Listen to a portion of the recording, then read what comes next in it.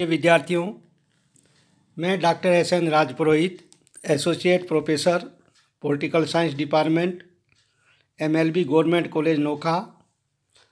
आज हम online lesson में BA पार्ट प्रथम के लिए राजनीति विज्ञान विषय में प्रथम प्रश्न पत्र राजनीति विज्ञान के मूल आधार में, जैसा कि हम निरंतर इस प्रश्न पत्र के बारे में जो भी आपके अध्याय है, चैप्टर है, उसके बारे में आप सभी विद्यार्थियों को जानकारी प्रदान कर रहे थे। इसी क्रम में हम राज्य की उत्पत्ति के बारे में चर्चा कर रहे थे और सभी विद्यार्थियों को पूर्व में मैंने राज्य की उत्पत्ति के सामाजिक समझौता सिद्धांत के बारे में आपको जानकारी प्रदान की और ये बतलाया कि हाब्स, लॉक, रूसो सामाजिक समझौतावादी विचारक राज्य की उत्पत्ति के बारे में ये कहते हैं कि राज्य समाज द्वारा एक समझौते का परिणाम है। आज हम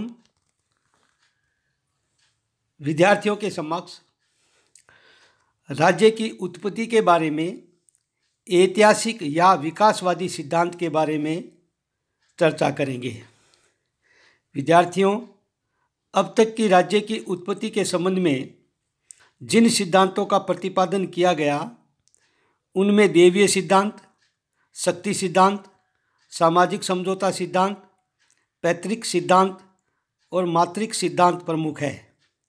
लेकिन राज्य की उत्पत्ति की व्याख्या के रूप में इनमें से किसी भी सिद्धांत को स्वीकार नहीं किया जा सकता। देवीय सिद्धांत, शक्ति सिद्धांत और सामाजिक समझौता सिद्धांत में एक बात समान रूप से पाई जाती है कि राज्य का एक विशेष समय पर निर्माण किया गया था, किंतु वास्तव में राज्य का निर्माण नहीं किया गया। यह तो निरंतर विकास का परिणाम है। इसके साथ ही पैतृक और मातृक सिद्धांत की इस बात को भी स्वीकार नहीं किया जा सकता कि राज्य परिवार का विस्तार मात्र है, क्योंकि परिवार और राज्य की प्रकृति में कुछ आधारभूत भेद है। डॉक्टर गार्नर ने ठीक ही कहा है कि राज्य न तो ईश्वर की सृष्टि है, न यह उच्च कोटि के शारीरिक बल का परिणाम, न किसी प्रस्ताव या समझौते की कृति है और यह न परिवार का विस्तृत रूप है। यह तो क्रमिक विकास से उदित एक ऐतिहासिक संस्था है। राज्य का विकास का परिणाम है और राज्य की उत्पत्ति की सही व्याख्या ऐतिहासिक या विकासवादी सिद्धांत द्वारा ही की गई है। इस सिद्धांत के अनुसार राज्य का विकास एक लंबे समय से चला आ रहा है और आदिकालीन समाज से क्रमिक विकास करते करते इसने वर्तमान राष्ट्रीय राज्य के स्वरूप को प्राप्त किया है। बर्गेस ने उचित ही कहा है कि राज्य मानव समाज का निरंतर विकास है, जिसका प्रारंभ अत्यंत अधूरे और विकृत किंतु उन्नतिशील रूपों में अभिव्यक्त होकर मनुष्यों के एक समग्र एवं सार्वभौम संगठन की ओर विकास हुआ है। जिस प्रकार भाषा प्राणियों की अर्थहीन बड़बड़ाहट से निकलती है, ठीक उसी प्रकार राज्य की उत्पत्ति बहुत प्राचीन और इतिहास से परे असभ्य समाज से हुई थी। यह बताना कि कब और किस प्रकार राज्य अस्तित्व में आया अत्यधिक कठिन है।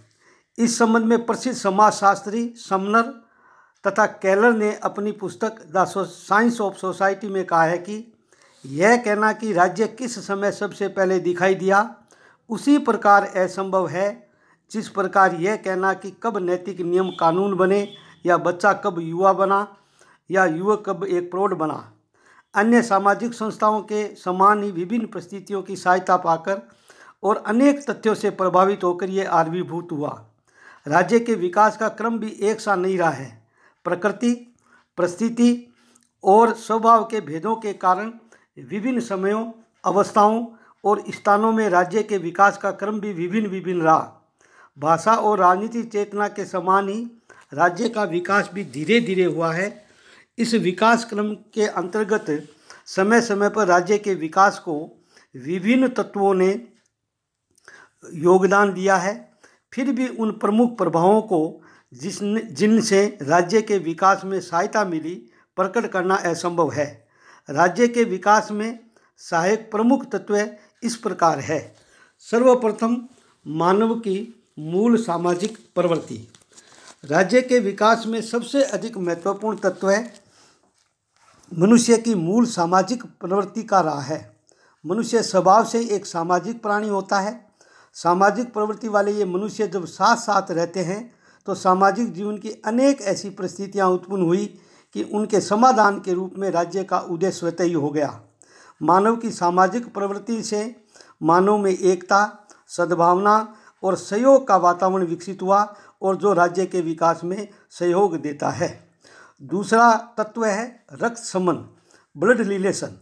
आधुनिक विचारक इस बात से सहमत है कि रक्त संबंध अथवा सजातीयता राज्य की उत्पत्ति एवं विकास का प्रमुख तत्व रहा है। सर हेनरी मैन के शब्दों में राज्य के प्राचीनतम इतिहास की आधुनिक गवेषणा इस निष्कर्ष की ओर इंगित करती है कि समूहों को एकता के सूत्र में बांधने वाला तत्व रक्त संबंध ही था। सारांश के तौर पर रक्त संबंध से ही मनुष्य में अनुशासन, आज्ञा पालन एवं सामूहिक रहने का भावना का विकास हुआ। तीसरा तत्व है धर्म का योगदान। धर्म सदैव ही सामाजिक बंधन में एक महत्वपूर्ण तत्व रहा है। समाज में एकता बनाए रखने में धर्म का भी महत्वपूर्ण स्थान रहा है। प्राचीन काल में मानव की बुद्धि का विकास नहीं हुआ था और मनुष्य वस्तुओं को समझने में असमर्थ था, तब वह अत्यधिक धार्मिक भी था। प्रकृति में नदी, नाले, पहाड़, ऋतुएं, जन्म, मरण और स्वप्न इत्यादि के बारे में ज्ञान नहीं होने के कारण इन समस्याओं को सुलझाने में असमर्थता व्याप्त थी। प्राचीन काल में जिस प्रकृति के तत्व से वह भयभीत हुआ, वह प्रत्येक प्रकृति की वस्तु को देवता के रूप में मानने लग गया। जो लोग एक जाति, रक्त एवं कुटुंब के थे, उनका धर्म भी समान एक ही था। प्रारंभ में कुटुंबों में शासन के लिए धार्मिक पुरुष को राजा के रूप में स्वीकार किया। धार्मिक पुरुष धर्म के बारे में जानकारी रखते थे। कालांतर में यह स्थान तांत्रिकों और जादूगरों ने ले लिया। जनता यह विश्वास करने लगी कि जादूगरों के पास असीम शक्ति है और ये प्रकृति को वश में कर सकते हैं। समाज का कोई भी व्यक्ति इनको नाराज नहीं करना चाहता था, अतः जादूगर ही अपनी कौम के शासक बन गए। चौथा जो तत्व है जिसका राज्य की उत्पत्ति में या राज्य के विकास में योगदान रहा, वह है शक्ति। प्राचीन काल में ही युद्ध ने भी राज्य की उत्पत्ति में सहयोग प्रदान किया। समाज में जो लोग शक्तिशाली होते थे वो कमज़ोर क्षेत्रों को जीत लेते थे और जो निर्बल कमज़ोर होते थे वो लोग समर्पण कर देते थे। इस प्रकार शक्तिशाली व्यक्ति राजा और कमज़ोर व्यक्ति प्रजा कहलाए। इस प्रकार संघर्ष, युद्ध और शक्ति ये तीनों ही राज्य के विकास में प्रमुख तत्व रहे हैं। अंतिम बिंदु है आर्थिक परिस्थितियाँ। राज्य की उत्पत्ति में राज्य एवं व्यक्ति के संबंध में आर्थिक तत्वों का भी योगदान रहा। प्लेटो, अरस्तु, हाब्स, लाक आदि राजनीतिक विचारकों ने यह स्वीकार किया है कि राज्य की उत्पत्ति एवं विकास में आर्थिक तत्व भी जिम्मेदार रहा है। कार्ल मार्क्स ने तो यहाँ तक लिखा है कि राजनीतिक संस्थाओं की उत्पत्ति का मुख्य कारण आर्थिक परिस्थितियाँ ही रही है। मैकाइवर के अनुसार यौन संबंध और संपत्ति सामाजिक ढांचे के निर्माण में महत्वपूर्ण तत्व रहे हैं। इसके अलावा गिलक्राइस्ट ने राजनीतिक चेतना को भी राज्य की उत्पत्ति में सहायक माना है।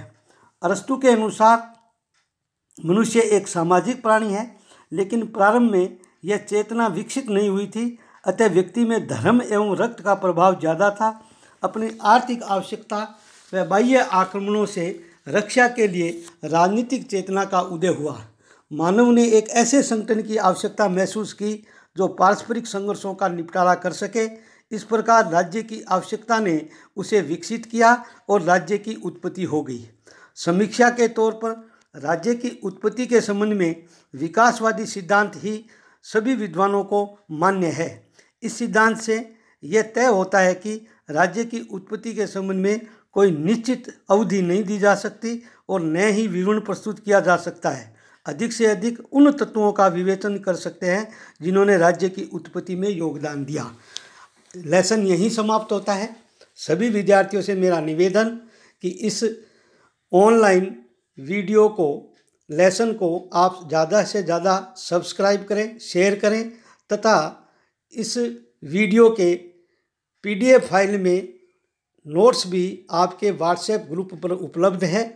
जय हिंद, जय भारत।